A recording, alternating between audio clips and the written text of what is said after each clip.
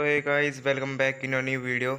Guys, आज की हम इस वीडियो में बात करने वाले हैं बायोकेमिस्ट्री के कुछ शॉर्ट इंपॉर्टेंट क्वेश्चंस के बारे में। ठीक है, तो मतलब कुछ ये पूरे पांचों यूनिट से ही क्वेश्चंस लिए हैं मैंने। अगर आप इस वीडियो को देख लोगे तो आपको एक मतलब पूरा सिलेबस के बारे में आइडिया लग जाएगा कि क्या है सिलेबस में। ठीक है, यूनिट वाइज क्वेश्चंस होने वाले हैं एंड मैं साथ के साथ बताता भी चलूँगा जो लॉन्ग क्वेश्चन है। वैसे लॉन्ग क्वेश्चन की वीडियो मैंने अलग डाल दी है, अगर वो नहीं चेकआउट करी है तो डिस्क्रिप्शन में लिंक है, वो चेकआउट जरूर से कर लेना। बट ये वाली वीडियो स्किप ना करना बिल्कुल भी, ठीक है, क्योंकि शॉर्ट इंपॉर्टेंट क्वेश्चन बताए हैं पाँचों यूनिट के, जो कि आपके 2 मार्क्स के लिए भी इंपॉर्टेंट है एंड 7 या 10 मार्क्स के लिए भी आपको आइडिया लगने वाला है कि कैसे करना है क्वेश्चन, किस तरह से करना है। ठीक है, तो चलिए बात शुरू करते हैं फर्स्ट यूनिट से, अपने क्वेश्चन नंबर 1 से। तो फर्स्ट क्वेश्चन आता है हमारा, define biomolecules and give there example. ठीक है, तो सबसे पहले आपको क्या करना है, मतलब वर्ड को ब्रेक करना है। जैसे बायो, बायो प्लस मॉलिक्यूल, तो बायो का मतलब होता है लिविंग ऑर्गेनिज्म एंड मॉलिक्यूल का मतलब है केमिकल एंटिटी। ठीक है, बायो आपको पता ही है लिविंग ऑर्गेनिज्म, मॉलिक्यूल यानी कि वही जो केमिस्ट्री हम पढ़ते आए शुरू से, एटम मॉलिक्यूल क्या होते हैं, वो एक केमिकल एंटिटी होती है। ठीक है, और डेफिनेशन आप खुद भी बना सकते हैं। So biomolecule are chemical compound that are found in living organism. ठीक है, मतलब बायो मॉलिक्यूल ऐसे केमिकल कंपाउंड है जो कि लिविंग ऑर्गेनिज्म में पाए जाते हैं। इसके एग्जांपल जो आपके सिलेबस में दे रखे हैं वही लिख देते हैं, carbohydrate, lipid, protein, nucleic acid, amino acid. Okay, ठीक है। तो अब बात करते हैं सेकंड क्वेश्चन की। तो सेकंड क्वेश्चन हमारा, डिफाइन मोनोसेकेराइड विद एग्जांपल। तो मोनोसेकेराइड एक कार्बोहाइड्रेट का टाइप है। ठीक है, तो क्या लिखना है इसे, monosaccharide are the simplest group of carbohydrate which can not be further hydrolysed. यानी कि मोनोसेकेराइड्स, मोनो क्या होता है, मोनो यानी कि सिंगल, तो मतलब मोनो यानी कि सबसे छोटा होएगा, इसके क्या ब्रेक डाउन होगा। ठीक है, तो आपने कार्बोहाइड्रेट पढ़ा होगा, वो हाइड्रोलाइज्ड होते रहते हैं। जैसे ट्राई है तो वो मतलब 2 में हाइड्रोलाइज्ड होगा, 2 है वो 1 में होगा, तो एक तो हो ही नहीं सकता। ये वही बात लिख रही है इसमें, are the simplest group of carbohydrate which can not be further hydrolyse, जो कि फर्दर हाइड्रोलाइज नहीं हो सकता, वो एक सिंपलेस्ट ग्रुप कार्बोहाइड्रेट का है, मोनोसेकेराइड। ओके, एग्जाम्पल इसका फ्रक्टोज, ग्लूकोज, कर लेते हैं अपने क्वेश्चन नंबर 3 की। तो यह है क्वेश्चन आपका, define reducing sugar and give example. ठीक है, तो इसका आंसर है all those carbohydrate which contain a free aldehyde और कीटोन ग्रुप। ठीक है, तो मतलब आपने देखा होगा, अपने कार्बोहाइड्रेट पढ़े हैं जैसे, तो उसमें लिखा रहता है मतलब कि कार्बोहाइड्रेट कंटेन करते हैं एक एल्डिहाइड और एक कीटोन ग्रुप। ठीक है, तो ये जो हमारे रिड्यूसिंग शुगर होते हैं, इसमें एल्डिहाइड और कीटोन ग्रुप तो रहता है, पर क्या फ्री एल्डिहाइड, ये बात ध्यान रखनी है आपको, फ्री एल्डिहाइड। ठीक है, फ्री एल्डिहाइड और फ्री कीटोन ग्रुप प्रेजेंट रहता है, उनको ही हम रिड्यूसिंग शुगर कहते हैं। Okay, and Fehling test are perform to detection the reducing and non reducing sugar. तो मतलब आपको आपको जैसे दे दिया जाए कोई भी शुगर, आप उसको पता कैसे करोगे कि रिड्यूसिंग है या नॉन रिड्यूसिंग है, तो उसके लिए हम परफॉर्म करते हैं फेलिंग टेस्ट। ठीक है, बस आपको ध्यान रखना है, Fehling test are perform to detection the reducing and non reducing sugar. Example इसके वही हो जाएंगे, glucose, fructose, galactose. Okay, and fourth question आ जाता है हमारा, define lipids and give their biological role. तो समझते हैं हम लिपिड को, चलिए आंसर इसका, lipid are the ester of fatty acid with alcohol.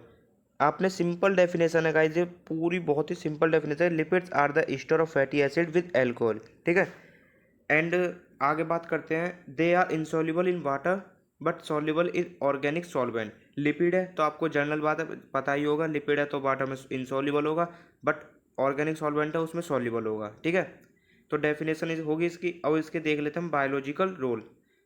तो lipid are the fuels which are stored in the body, यानी कि lipid as a fuel work करते हैं, जो हमारी बॉडी में पहले ही से ही स्टोर्ड होते हैं। ठीक है, lipids make the cell membrane, आपने सेल मेम्ब्रेन पढ़ोगी, उसके मतलब सेल मेम्ब्रेन के कॉन्स्टिट्यूएंट क्या रहते हैं, सेल मेम्ब्रेन किससे बनती है, आपने देखा होगा फॉस्फोलिपिड बाइलेयर। तो फॉस्फोलिपिड, यहाँ पे लिपिड आ रहा है ना, मतलब सेल मेम्ब्रेन कहीं ना कहीं लिपिड से भी बन रही है। ओके, एंड कुछ होते हैं हमारे लिपिड सॉल्युबल विटामिन, जो हमारी बॉडी के लिए बहुत ही एसेंशियल रहते हैं, जैसे vitamin A, vitamin E, vitamin D, vitamin K. Okay, ये हो गए आपके biological role. Guys simple biological role है, आप डेली लाइफ से रिलेट करके भी लिखोगे तो भी कोई दिक्कत आने वाली नहीं है। ठीक है, एंड फिफ्थ क्वेश्चन है आपका, what are phospholipid and give example. तो फॉस्फोलिपिड क्या होते हैं, phospholipid are the group of lipid, lipid के एक ग्रुप है, which are ester of fatty acid with alcohol. तो ये तो देखो गाइस, लिपिड की डेफिनेशन है, lipid phospholipid are the group of lipid which are ester of fatty acid with alcohol. Lipid की है, but and also contain a phosphate group in addition, ठीक है। तो मतलब फॉस्फोलिपिड वही ईस्टर होगा फैटी एसिड का एल्कोहल के साथ, बट उसमें फॉस्फेट ग्रुप भी ऐड होगा, वो हमारे फॉस्फोलिपिड कहलाई जाएंगे, ठीक है। इसका एग्जांपल है कोलिन एंड कैपेलिन। तो सिक्स क्वेश्चन आ जाता है हमारा, write a short note on nucleic acid and give their biological role. तो nucleic acid is a chain of nucleotide which store genetic information biological system, यानी कि nucleo acid एक nucleotides की चेन होती है, लॉन्ग चेन, जो कि हमारी जेनेटिक इन्फॉर्मेशन को स्टोर कर रखती है हमारी बॉडी में, ठीक है। आपने जनरली आप ये पढ़ा भी होगा 10th-12th में। The two main nucleic acid are, nucleic acid हमारे टू मेन है जो कि डीएनए और आरएनए है। अब इसके देख लेते हैं बायोलॉजिकल रोल। बायोलॉजिकल रोल आपको गाइस पता होगा, गारंटी पता होगा डीएनए आरएनए का, आपने अगर आपने 10th-12th अच्छे से करी है। क्या रहते हैं, फर्स्ट देख लेते हैं, स्टोर द जेनेटिक इन्फॉर्मेशन, यानी कि जेनेटिक इन्फॉर्मेशन को स्टोर करके रखते हैं, ओके। सेकंड है transfer the genetic information from one generation to another generation. Guys आपने जीन देखा होगा, मतलब जैसे जो आपकी कुछ हॉबी हो गई, कुछ डिजीज हो गई, आपके पेरेंट्स में है वो भी आप में है, ऐसे वही ये ट्रांसफर करते रहते हैं जेनेटिक इन्फॉर्मेशन को एक जनरेशन से दूसरे जनरेशन में। किसकी हेल्प से होता है, वो डीएनए और आरएनए की वजह से ही होता है, okay. Help in protein synthesis, जो हमारा आरएनए रहता है वो हमारी प्रोटीन सिंथेसिस में हेल्प करता है, ठीक है। And some RNA act as a enzyme, जो कि कुछ आरएनए ऐसे होते हैं जो enzyme as a enzyme work करते हैं हमारी बॉडी में, ओके। ये हमारा क्वेश्चन कंप्लीट होता हुआ। एंड नेक्स्ट क्वेश्चन आ जाता है हमारा, डिफाइन बायो एनर्जेटिक्स, जो कि हमारा यूनिट 1 का चैप्टर 2 है, हेडिंग ही है बायो एनर्जेटिक्स। तो बायो बायो मीन्स क्या, वर्ड को ब्रेक करिए, bio energetics, bio plus energetics, bio मतलब वही लिविंग ऑर्गेनिज्म, और एनर्जेटिक्स मीन्स होता है स्टडी ऑफ एनर्जी, ठीक है। तो bio energetics is the branch of biochemistry which is the study of energy transformation and energy exchange between living with in living organism, यानी कि बायो एनर्जेटिक एक biochemistry की branch है जिसमें हम स्टडी करते हैं एनर्जी ट्रांसफॉर्मेशन के। सिंपली ये कह सकते हैं एनर्जी किस में कितनी यूज हुई, और मतलब किस में कितनी यूज हुई और किससे कितनी निकली है, ठीक है। मतलब एनर्जी ट्रांसफॉर्मेशन की स्टडी करते हैं हम अपनी विद इन लिविंग ऑर्गेनिज्म, अपनी लिविंग ऑर्गेनिज्म के अंतर्गत, ठीक है। 8th आ जाता है आपका question, define free energy. Free energy क्या है, तो free energy is also known as Gibbs free energy, ठीक है। Gibbs free energy is a energy which is available in a system to do work, यानी कि गिब्स फ्री एनर्जी एक ऐसी energy है जो कि हमारे सिस्टम यानी कि बायोलॉजिकल सिस्टम यानी कि बॉडी बॉडी में अवेलेबल होता है किसी भी कार्य को करने के लिए, टू डू वर्क, ठीक है। It is donated by G and measured in kilo joule per mole. ये हम जी से रिप्रेजेंट करते हैं इसको, और इसका मेजर करते हैं हम किलो जूल पर मोल में। एंड 9th क्वेश्चन आ जाता है आपका, differentiate between endergonic reaction and exergonic reaction. Guys बहुत मेन इंपॉर्टेंट क्वेश्चन है, ठीक है, ध्यान से देख लेना। एंडरगोनिक रिएक्शन बात करते हैं पहले। Endergonic reaction are those reaction which requires free energy to proceed, यानी कि एंडरगोनिक रिएक्शन हमारी ऐसी रिएक्शन है जो कि जिनको रिक्वायर होता है फ्री एनर्जी, मतलब फ्री एनर्जी उनको देनी ही होगी जब भी वो प्रोसीड करेंगे आगे, जो हमारी एंडरगोनिक रिएक्शन कहलाती हैं। एंड एक्सर्गोनिक, एक्सर्गोनिक वो रिएक्शन होती है जिसमें हमारी फ्री एनर्जी रिलीज होती है, ठीक है। सिंपली डेफिनेशन, स्पेलिंग थोड़ी मिस्टेक है देख लेना। Exergonic reaction are those reaction which release free energy, ठीक है। अगला है क्वेश्चन हमारा, what is difference between enthalpy and entropy. तो फर्स्ट देखते हैं हम एंथैल्पी। तो enthalpy is the sum of total energy present in the body and where the pressure is constant, यानी कि एंथैल्पी जो हमारे बॉडी में टोटल एनर्जी प्रेजेंट है, टोटल एनर्जी प्रेजेंट है उसका सम होता है, बट वहाँ पे एक कंडीशन रहेगी, जो प्रेशर रहेगा वो कांस्टेंट रहेगा, ठीक है। इसका फॉर्मूला आएगा delta H is equal to delta E, ये रहा इस फॉर्मूला, ध्यान से देख लो एक बार। Delta H is equal to delta E plus P delta V, ठीक है। एंड वेयर ई, ई क्या है, ई हमारी है इंटरनल एनर्जी, और डेल्टा लग गया है आगे तो समझ जाना change in internal energy. P है हमारा pressure, and V volume, V के आगे भी डेल्टा लगा है मतलब change in volume, and delta H हमारा वही है change in enthalpy. And next हमारा entropy. Entropy is the measure of disorder in thermodynamic system, यानी कि entropy is a measure, entropy को हम यूज़ करते हैं मेजर करने के लिए जो भी हमारे थर्मोडाइनमिक सिस्टम में डिसऑर्डर यानी कि कुछ चेंज हो रहा है उसको हम मेजर करते हैं by the help of entropy, ठीक है। एंड इसका it is a type of property, ये एक टाइप की प्रॉपर्टी है, मेजर कर दिया तो प्रॉपर्टी होगी। एंड इसका फॉर्मूला है delta S is equal to delta Q upon T, where Q is heat content and T is temperature, okay. Guys main important question ये आता है, give the relationship between enthalpy, entropy and free energy. तो इसमें आपको generally formula लिखना होगा, delta G is equal to delta H minus T delta S. Delta G हो गया आपका गिव्स फ्री एनर्जी, डेल्टा एच हो गया आपका enthalpy, T temperature, delta S entropy. Okay, आप लिख देना नीचे।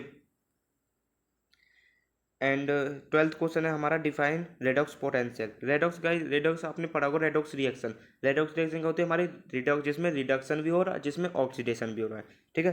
तो redox potential also known as reduction oxidation potential. Okay, simple है। तो इसकी मेन जो डेफिनेशन वो ये है, it is defined as quantitative expression of the tendency of a chemical substance to lose और एक्वायर द इलेक्ट्रॉन। यानी कि एक ऐसा क्वांटिटेटिव यानी कि क्वांटिटी बेस, ठीक है, क्वालिटी बेस नहीं, क्वांटिटी बेस एक्सप्रेशन है, जो कि किसी भी केमिकल सब्सटेंस में एक्वायर होता है, या तो वो लूज करेगा इलेक्ट्रॉन या एक्वायर करेगा, वही हमारा, उसको ही हमारा मेजर करता है redox potential. Okay, and what are energy rich compound and give example. तो एनर्जी रिच कंपाउंड क्या होते हैं हमारे, those biological compound which on hydrolyse yield free energy equal to और greater than that of 1 ATP. यानी कि जो कुछ हमारे बायोलॉजिकल कंपाउंड ऐसे होते हैं जो कि हाइड्रोलाइज होने पर इल्ड करते हैं हमारी फ्री एनर्जी को, ठीक है। तो सारे ही करते हैं। तो बस इसमें हमको सिंपली पूछा क्या है, ये high energy rich compound, high rich energy compound. तो हाई रिच एनर्जी कंपाउंड वही होंगे जो इल्ड तो करेंगे फ्री एनर्जी को, बट किसके, या तो जो जितनी हमारी एटीपी की एनर्जी रहती है इसके इक्वल या इससे ज़्यादा। ओके, एंड एटीपी की एनर्जी कितनी रहती है, delta G is equal to -7.3 kilo calorie पर अपॉन मोल, ठीक है। इससे ज़्यादा करेंगे या इससे बराबर करेंगे, इससे कम करेंगे वो हमारे एनर्जी रिच कंपाउंड नहीं होंगे। एंड गाइज अपनी फर्स्ट यूनिट का लास्ट क्वेश्चन है हमारा, define ATP and give their biological role. तो एटीपी क्या है, एटीपी एज एक एनर्जी सोर्स है जो हमारी बॉडी में एनर्जी सप्लाई करती है। एटीपी इज एडिनोसिन ट्राइफॉस्फेट, ये तो फुल फॉर्म है एटीपी की, एडिनोसिन ट्राइफॉस्फेट। तो ATP are the energy rich compound found in living organism. ये हाईली एनर्जी रिच कंपाउंड है एटीपी, जब भी हमने इसका रेफरेंस ऊपर लिया था, ठीक है, जो कि एक लिविंग ऑर्गेनिज्म की बॉडी में पाई जाती है। बायोलॉजिकल रोल है इसका, used as high energy currency, यानी कि एनर्जी करेंसी, यानी कि एनर्जी ही यही देती है एटीपी, ठीक है। अभी आप सेकंड यूनिट थर्ड यूनिट में पढ़ोगे, एटीपी फॉर्मेशन ही पढ़ेंगे वहाँ पे। Helps in transportation of the different molecule across the cell membrane. जो हमारे सेल मेम्ब्रेन में मॉलिक्यूल्स मतलब मॉलिक्यूल जाते हैं वो एटीपी की सहायता से ही जाते हैं, ठीक है। Supply energy required for the muscle construction, blood circulation and various function. जो भी हमारी बॉडी में फंक्शन हो रहा है सब एटीपी की हेल्प से ही हो रहा है गाइस, ध्यान रखना। गाइज नेक्स्ट बात करते हैं क्वेश्चन नंबर 15 की, what is glycolysis pathway and how many ATP is produce in glycolysis. भाई बहुत ही ज़्यादा इंपॉर्टेंट क्वेश्चन है, आप लॉन्ग में देखना इसको 10 मार्क्स के अकॉर्डिंग। मैं आपको एक शॉर्ट व्यू दे देता हूँ यहाँ पे, पूरा पाथवे है, पाथवे जरूर से पढ़ के जाना। तो ये है, glycolysis is the pathway of break down of 1 glucose molecule into 2 molecules of pyruvate. यानी कि आपने पाथवे पढ़ा होगा, तो हम किससे स्टार्ट करते हैं, एक ग्लूकोज के मॉलिक्यूल से स्टार्ट करते हैं, एंड लास्ट में हमको क्या प्रोडक्ट मिलता है, वो मिलता है हमको पायरुवेट के 2 मॉलिक्यूल, ठीक है। तो वही है, glycolysis the pathway of break down of 1 glucose molecule into 2 molecule of pyruvate. एक ग्लूकोज से हम 2 मॉलिक्यूल ऑफ पायरुवेट प्राप्त कर रहे हैं, तो इसको हम ग्लाइकोलाइसिस पाथवे कहते हैं। हेयर एटीपी प्रोड्यूस्ड साइमल्टेनियसली, यानी कि एटीपी प्रोड्यूस्ड हर स्टेप में होती रहती है, आपने पढ़ा होगा पाथवे में, ठीक है। अब एनर्जेटिक्स देख लेते हैं इसकी। तो जो हमको टोटल एटीपी प्रोड्यूस्ड, मतलब टोटल एटीपी डायरेक्टली मिल जाती हैं, वो हमको मिलती हैं 2, ठीक है। And ATP produce from NADH2, NADH2 से जो हमारी एटीपी प्रोड्यूस होती है वो होते हैं 6। तो टोटल गेन कराए हमने 8 एटीपी, बट शर्त है इसकी एरोबिक कंडीशन होनी चाहिए वहाँ पे। Okay, and next question, what is phosphorolysis. तो फॉस्फोरोलाइसिस, वर्ड को ब्रेक करिए, फॉस्फोरो यानी कि फॉस्फेट ग्रुप, और लाइसिस मीन्स, लाइसिस सिंपल है ब्रेक डाउन। तो phosphorolysis is a reversible reaction in which phosphoric acid और phosphate group beyond break down. यानी कि फॉस्फोराइसिस एक ऐसी रिवर्सिबल रिएक्शन है जिसमें कि फॉस्फोरिक एसिड या फॉस्फेट ग्रुप का जो बॉन्ड होगा बीच में वही ब्रेक होगा। ओके, एंड 17 क्वेश्चन है हमारा, what is gluconeogenesis and how many ATP required. तो gluconeogenesis is the process of formation of new glucose molecule from non carbohydrate precursors, ठीक है। तो ग्लूकोनेजेसिस एक प्रोसेस है जो कि फॉर्मेशन होता है जिसमें एक नए ग्लूकोज मॉलिक्यूल का, किससे, नन कार्बोहाइड्रेट प्रीकर्सर से। ग्लूकोनियोजेनेसिस ग्लाइकोलाइसिस का बिल्कुल उल्टा है, देख लेना आप। And here 4 ATP 2 GTP and 2 NADH required for gluconeogenesis, ठीक है। एंड 18 है हमारा, what is TCA cycle and how many ATP produce. बहुत इंपॉर्टेंट क्वेश्चन है, लॉन्ग में देखना इसको, मैं बता रहा हूँ अभी। तो आंसर है इसका TCA cycle, also known as citric acid cycle and Krebs cycle. तो गाइस देखिए इसके दो नाम है, एक है सिट्रिक एसिड साइकिल और एक है क्रेब साइकिल। ओके, किस तीन नाम हो गए ना, TCA cycle, citric acid cycle, crab cycle. तो तीनों में से किसी भी नाम से आ सकता है, तो आप मत बोलिएगा कि आया नहीं है क्वेश्चन। तो Krebs cycle is an aerobic process that takes place in the mitochondria in which oxidation of acetyl coenzyme occurs and forms CO2 यानी कि carbon dioxide and generate ATP। तो Krebs cycle एक एरोबिक प्रोसेस है, aerobic यानी कि जहाँ oxygen की need होगी वहाँ, ठीक है। प्लेस इन द माइटोकॉन्ड्रिया यानी कि जो माइटोकॉन्ड्रिया में हो, माइटोकॉन्ड्रिया क्या होता है, power house of the cell, mitochondria में हो रही है। In which oxidation of fatty acetyl coenzyme, जहाँ पे एसिटाइल कोएंजाइम का ऑक्सीडेशन होगा एंड क्या फॉर्म करेगा, वहाँ पे ATP फॉर्म होंगी और कार्बन डाइऑक्साइड रिलीज होगी, ठीक है। तो कैब साइकिल एक एरोबिक प्रोसेस है जो कि माइटोकॉन्ड्रिया में हो रही है, जहाँ पे एसिटाइल कोएंजाइम का ऑक्सीडेशन होगा एंड वहाँ पे CO2 यानी कि कार्बन डाइऑक्साइड और ATP जनरेट हो रही है। ओके, एंड हेयर ATP मतलब कितनी ATP प्रोड्यूस हो रही है वो आप कमेंट करना आंसर में, ठीक है। देखूंगा किसका आंसर सही है। 19 क्वेश्चन आ जाता है हमारा, right the hormone involve in the regulation of blood glucose level. जो हमारे ब्लड ग्लूकोज लेवल को डिक्रीज कर रहे हैं, इंक्रीज कर रहे हैं, इसमें कौन कौन से हार्मोन हमारे होते हैं, ठीक है। आंसर है इसका insulin and glucagon. Hormones regulate the blood glucose level both secreted from pancreas. दो ही हमारे हार्मोन रहते हैं, इंसुलिन एंड ग्लूकागन। ये दोनों हम हार्मोन हमारे रेगुलेट करते हैं ब्लड ग्लूकोज लेवल को, एंड दोनों ही सिक्रीट होते हैं हमारे पैनक्रियाज। ध्यान रखना है, ये बहुत इंपॉर्टेंट है, बोथ सिक्रीटेड फ्रॉम पैनक्रियाज, ठीक है। तो इंसुलिन का वर्क रहता है, insulin decrease blood sugar level. Insulin हमारा ब्लड शुगर लेवल को डिक्रीज करता है एंड ग्लूकागन वही इंक्रीज करता है, ठीक है। ध्यान रखना, थोड़ा कंफ्यूज मत होना इसमें। एंड 20 क्वेश्चन आता है हमारा, define electron transport chain. Main important question है इलेक्ट्रॉन ट्रांसपोर्ट चेन। तो ETC यानी कि वही electron transport chain. Electron transport chain is a aerobic metabolic pathway in which NADH2 and FADH2 produced during glycolysis and Krebs cycle are oxidized and release energy in the form of ATP। तो guys आपने glycolysis और TCA cycle पढ़ ली, ठीक है। वहाँ पे आपने देखा ATP हमको मिल रही है, बट उसके साथ साथ हमको कुछ अदर एनर्जी सोर्स भी मिलते हैं, जैसे NADH, NADH2, FADH2। तो उसका क्या हो रहा है, तो वो जा रहे हैं हमारे यहाँ पे इलेक्ट्रॉन ट्रांसपोर्ट चेन में। ये वही बात लिख रही है यहाँ पे, ETC is a aerobic metabolic pathway in which NADH2 and FADH2 produce during glycolysis and Krebs cycle. यानी कि एक मेटाबॉलिक पाथवे जिसमें जो NADH और FADH2 प्रोड्यूस हो रहे हैं कि ड्यूरिंग, मतलब during glycolysis and Krebs cycle और ग्लाइकोलाइसिस के दौरान प्रोड्यूस हो रहे हैं हमारे NADH2 और FADH2 are oxidise and release free energy in the form of ATP। यहाँ पे वो यूज़ हो रहे हैं एंड ऑक्सीडाइज होके वो ATP ही बना रहे हैं। आया, थोड़ा क्लियर हुआ मतलब। देखिए मैं समझाता हूँ, मतलब जो हमारे ग्लाइकोलाइसिस, ठीक है, and Krebs cycle, TCA cycle, यहाँ से हमको डायरेक्ट मिल रही थी ATP, प्लस इसके साथ साथ हमको मिल रहा था हमारे पे NADH एंड FADH। तो गाइज ये जो दो हमको मिल रहे हैं NADH और FADH, ये हमारे जाते हैं इलेक्ट्रॉन ट्रांसपोर्ट चेन में, और ये वापस से है हमारे ATP बनाते हैं by the help of oxidation. ये यहाँ पे जाके इलेक्ट्रॉन ट्रांसपोर्ट चेन में जाके ऑक्सीडाइज हो जाएंगे एंड ATP ही देंगे हमको, ठीक है। तो वेस्ट मत समझना कि ये वेस्ट है, इनको ध्यान से पढ़ना है। यही हमारे ATP देंगे बाद में इलेक्ट्रॉन ट्रांसपोर्ट चेन में जाके। Okay, in this pathway electron passes from one carrier to another. Guys आपने पढ़ा होगा इलेक्ट्रॉन ट्रांसपोर्टर, इसमें कैरियर रहते हैं, जनरली 4 कैरियर रहते हैं। तो वहीं से पहले कैरियर से दूसरे, दूसरे तीसरे, तीसरे चौथे, एंड चौथे में से ATP बन जाती है, ठीक है। वही लिख रहा है, it is a pathway electron passes from one carrier to another, so it is called electron transport chain, इसलिए हम इसको इलेक्ट्रॉन ट्रांसपोर्ट चेन कहते हैं। गाइस 21 क्वेश्चन है हमारा, define oxidative phosphorylation and substrate level phosphorylation. Important question है, देखो। Oxidative phosphorylation क्या है? The synthesis of ATP from ADP is called phosphorylation. ठीक है, तो सिंपल है, एटीपी जो हमारी सिंथेसाइज हो रही है एटीपी की सहायता से, वो हमारी फॉस्फोराइलेशन कहलाती है।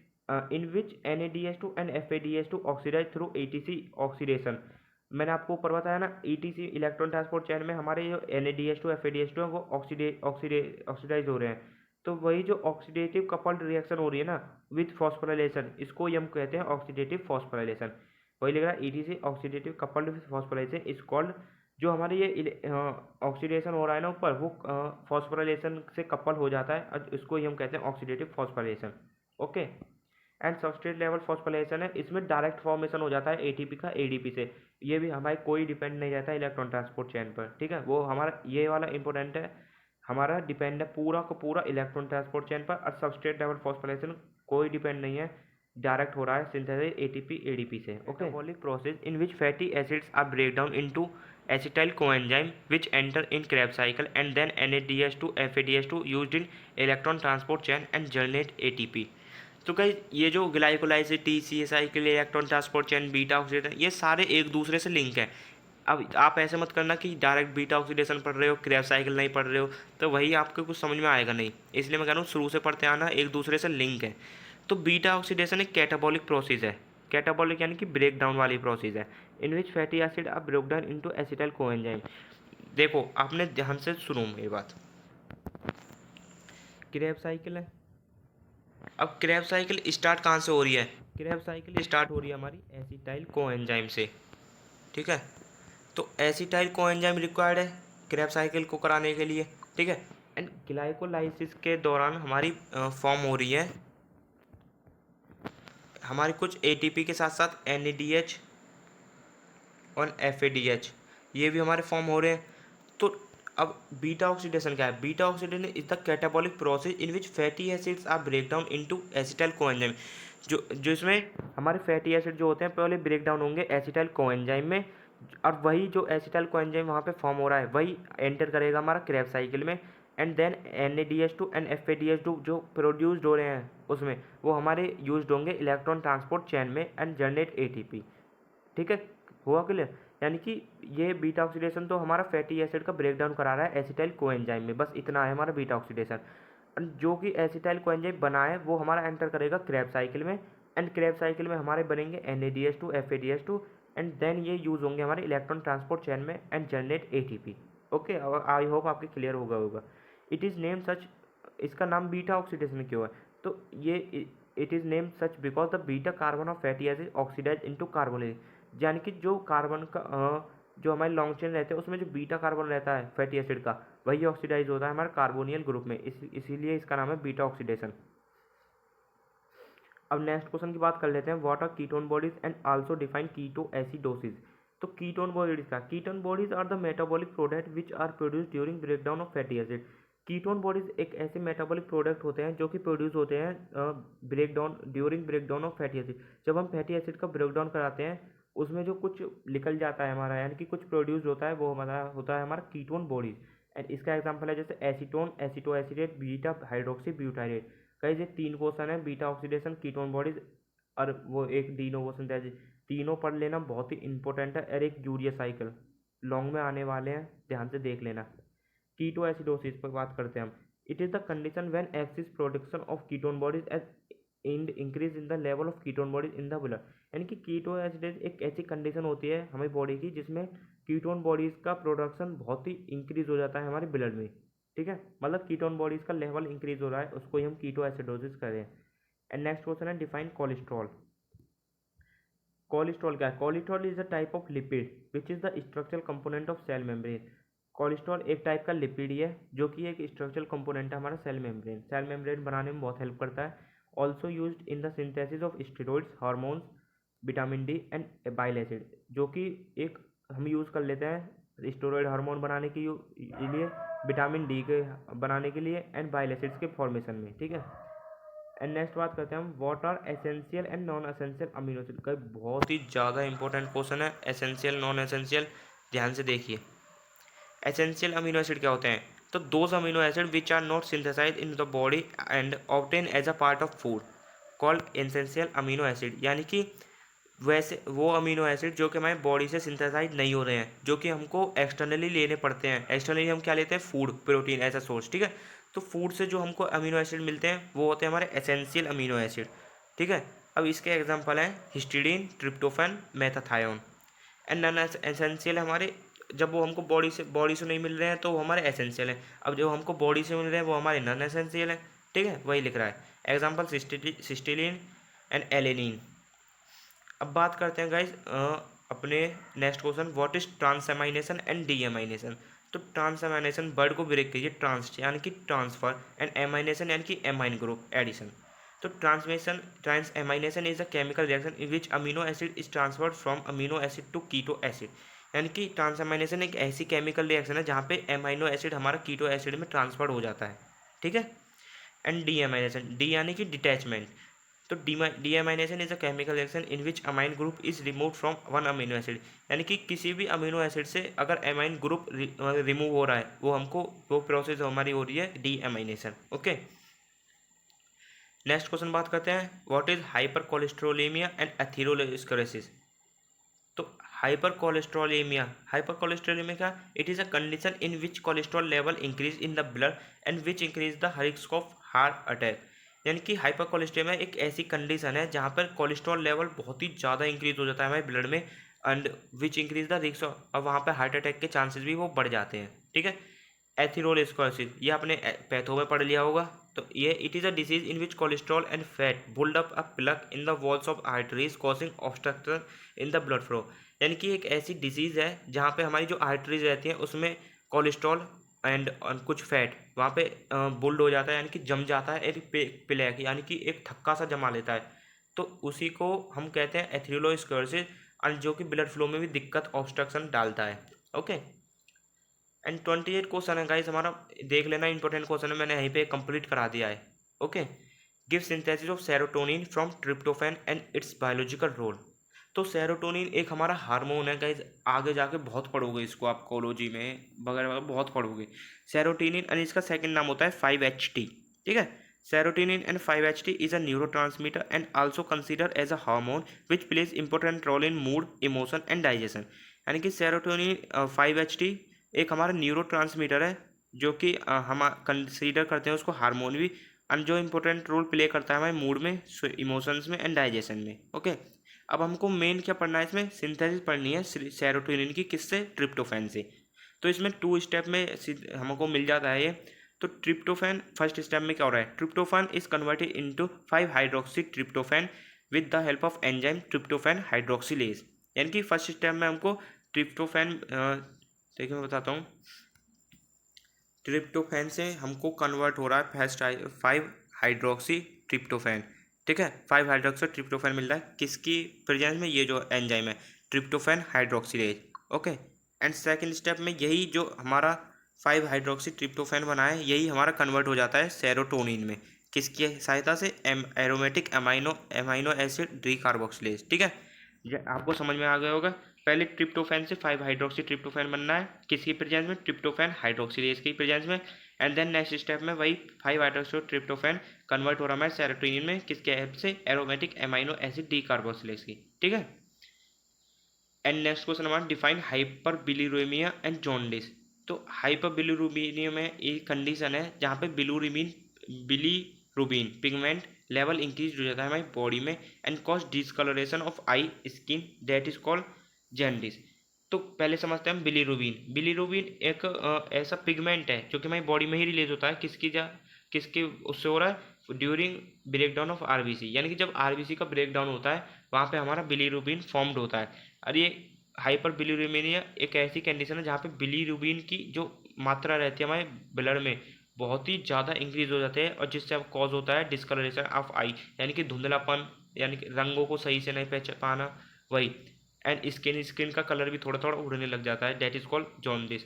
एंड हाइपर बिलीरुबिनिया तो एक ऐसी कंडीशन होगी जहाँ पे बिलीरुबिन पिगमेंट इंक्रीज हो रहा है, ठीक है।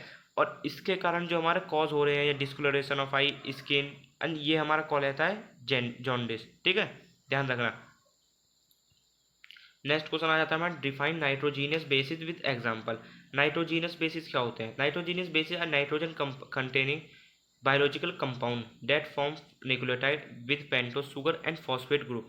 नाइट्रोजीनियस बेसिस हमारे नाइट्रोजन कंटेनिंग बायोलॉजिकल कंपाउंड होते हैं जिसमें मतलब एक ऐसे बायोलॉजिकल कंपाउंड होते हैं जिसमें नाइट्रोजन होता है एंड दैट फॉर्म न्यूक्लियोटाइड, जो कि न्यूक्लियोटाइड फॉर्म कर रहे हैं किसके अणु के साथ साथ पेंटोस सुगर भी और फॉस्फेट ग्रुप भी रिलीज हो रहा है। ठीक है, example purine and pyrimidine. Next question है what is hyperuricemia and gout disease. तो हाइपर यूरिसीमिया देखते हैं। It is a condition in which too much uric acid present in blood called hyperuricemia. Hyper यानी कि hyper बहुत ज़्यादा, यूरेसीमिया यानी कि यूरिक एसिड लेवल। तो एक ऐसी कंडीशन है बॉडी की जहाँ पे बहुत सारा यूरिक एसिड प्रेजेंट होता है हमारी, मतलब एकदम यूरिक एसिड ही आ जाता है हमारे ब्लड में, वही हाइपर यूरेसीमिया कंडीशन होती है। ठीक है, एंड हाई यूरिक एसिड जो हमारे बॉडी ब्लड में बॉडी में हाई यूरिक एसिड हो गया, उससे जो हमको पेन हो रहा है, स्वेलिंग हो रही है, रेडनेस हो रही है, किसमें? जॉइंट्स में, जॉइंट में, जोड़ों में, उसको हम कहते हैं गाउट डिसीज। ठीक है, uric acid form when purine break down in the body. And uric acid form कब हो रहा है? जब प्यूरिन का ब्रेक डाउन होता है, ध्यान रखना इस लाइन को। नेक्स्ट क्वेश्चन हमारा define genetic code. Last question है फोर्थ यूनिट का, डिफाइन जेनेटिक कोड। तो genetic code is a set of rule, एक रूल होता मतलब सेट होता है रूल्स का जिसमें 64 ट्रिपलेट्स होते हैं। गाइस बहुत अंदर तक मैं नहीं पढ़ाऊंगा, बस आप ध्यान से देख लो एक बार, यही कि सेट ऑफ रूल है, 64 ट्रिपलेट्स होते हैं by which information encoded in genetic material, and जिसकी सहायता से मतलब जेनेटिक कोड्स होते हैं, आपने पढ़े होंगे ना वो सिस्टीन थर्फिन ऐसे जो रहते हैं वो, तो हम पे इंफॉर्मेशन एनकोडेड करते हैं जेनेटिक मटेरियल यानी कि डीएनए से R M R N A के टू सिंथेसाइज प्रोटीन। ओके, मतलब जेनेटिक कोड वही रहते हैं जो जेनेटिक मटेरियल में इन्वॉल्व हो रहे हैं। ओके गाइस, अब स्टार्ट करते हैं फिफ्थ यूनिट को। फिफ्थ यूनिट में फर्स्ट क्वेश्चन है define enzyme and enzyme kinetics. तो एंजाइम क्या होते हैं? Enzyme are protein which act as a biocatalyst and they alter the rate of biochemical reaction. Guys, enzyme simply हम कह सकते हैं एक कैटालाइज होते हैं। हम जैसे कोई रिएक्शन कर रहे हैं लैब में तो हम एक कैटालाइज डालते हैं जो कि हमारी रेट को बढ़ा देता है रिएक्शन की। तो एंजाइम एक तो प्रोटीन है बट ऐसा वर्क करते हैं बायो कैटलिस्ट। बायो नाम जुड़ गया ना, बायो मतलब लिविंग ऑर्गेनिज्म। तो लिविंग ऑर्गेनिज्म में एक ऐसा कैटलिस्ट वर्क करते हैं जो कि हमारी बॉडी में जो भी बायोकेमिकल रिएक्शन होती है, ऑक्सीडेशन, रिडक्शन, हाइड्रोलाइसिस, जो भी रिएक्शन हमारी बॉडी में हो रही है उसमें हिस्सा लेंगे, एज अ कैटलिस्ट वर्क करेंगे। ठीक है, एंड वहाँ की जो रिएक्शन है बायोकेमिकल रिएक्शन, ध्यान रखना बायोकेमिकल रिएक्शन मतलब लिविंग ऑर्गेनिज्म के अंदर जो केमिकल रिएक्शन उसके रेट को बढ़ा देंगे बस।